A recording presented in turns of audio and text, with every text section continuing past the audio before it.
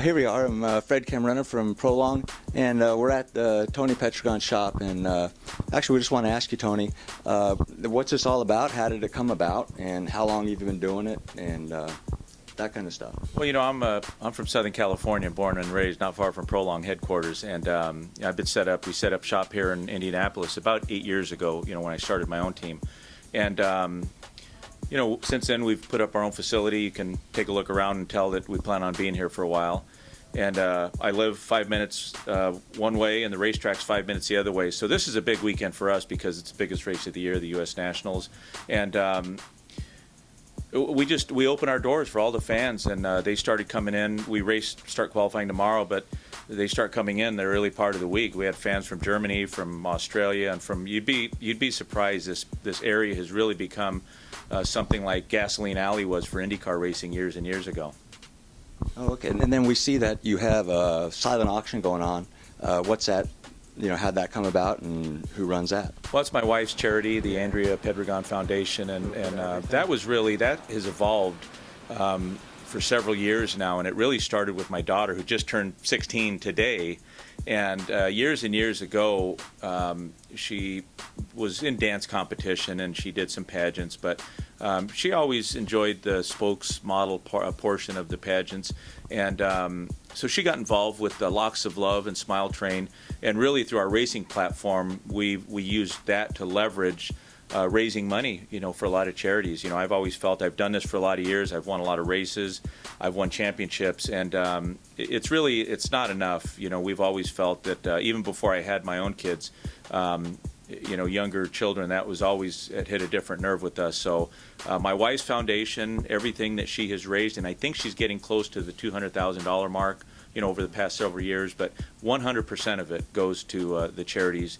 And in the past, it's been Locks of Love, like I mentioned, and Smile Train, and children's cancer research, and melanoma, and men's prostate. So there's a lot of different charities that she does something every year for.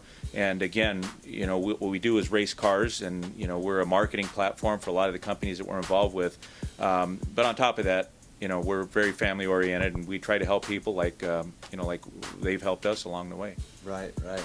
And I guess, you know, on the other end of it, here we are in Indianapolis, and in drag racing, we always consider this our biggest race of the year.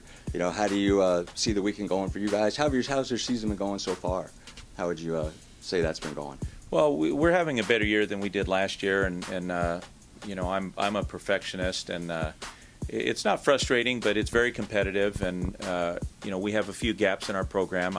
Once upon a time, I had you know, sponsorship or funding rather, and partners that you know, funded our program so that we could be a little more competitive on the track. But you know, this is a business like anything else, and we're pretty lean and mean right now. But you know, in regards to the weekend, we plan on bouncing back. We had a tough last race in Brainerd, and you know, it's all part of the journey. We really plan on having a good race. I think the car, I'd be very disappointed if we didn't go out and qualify in the top half right out of the gate. So my expectations are always high, even, you know, given the circumstances. So this race, if we could get in a good weekend here, this would make up for an awful lot that's happened in the past. Right, that's what I was going to ask next. You know, it is sort of like your hometown race. Yeah. Sometimes is that more hectic, less hectic? How does that usually work out for you, for being at home? Oh, it's more hectic. You know, yeah. The open house is something that we enjoy doing. You know, there'll be several hundreds of fans that come through the doors in the course of 2 hours. So there's a little bit of production that goes into it, and not just setting up some tables, and you know, we've got a band here and a little bit of a car show, but it becomes work, you know, and then it's just all the sponsors and all the people coming to town. So it used to be Pomona when that was in my backyard. You know, everybody wanted tickets. So you know, it is what it is. It's actually a good thing.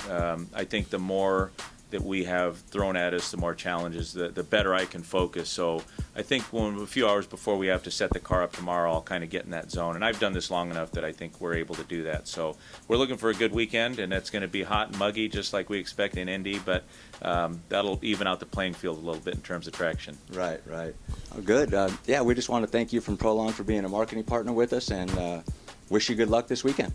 Yeah, Prolong's a great company, and not a lot of cars use it, but we've run haven't been quite as consistent, but that's not due to the parts and the products that we use, and the detailer works great, and but the product is proven and works well, and I don't think it's going to be much longer before we start to get into the 390 range, and I think once we do that, they'll start asking, well, what exactly are you putting in that car? It won't be long. Right. We look forward to that. Good. Have a good weekend this weekend, and good luck. Yep, always a pleasure. Thank you.